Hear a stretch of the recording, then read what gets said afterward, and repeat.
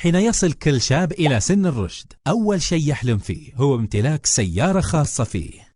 وهذه قصة فيصل عن معاناته عند شراءه لأول سيارة له. زيارة الحراج واختيار المركبة، التعامل مع الوسيط، ثم فحص المركبة لدى أحد مراكز الخدمة وانتظار الحصول على التقرير. لكن المعلومات ما تكون دائما دقيقة، وأحيانا ما تمثل التاريخ الفعلي للمركبة. اليوم أصبح بالإمكان إجراء كافة هذه المعاملات لكن بموجز.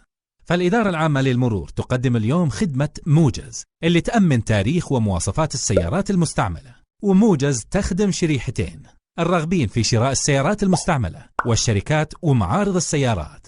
والآن موجز تتلقى معلوماتها من مصادرها الرئيسية، فذلك يحول دون التلاعب فيها.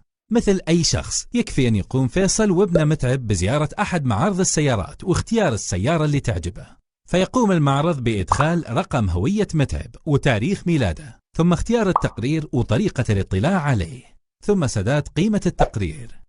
كيف يطلب المعرض التقارير؟ الدخول عبر خدمة تم، إدخال البيانات التالية: رقم هيكل المركبة، رقم هوية المركبة، رقم 700 للمعارض. وهذه التقارير جاهزة. ما هي أنواع التقارير اللي يقدمها موجز؟ ملخص المركبة، مثال عدد المرات اللي استعلم فيها عن المركبة، عدد الحوادث المسجلة، عدد الملاك السابقين، وآخر تاريخ فحص فني لها.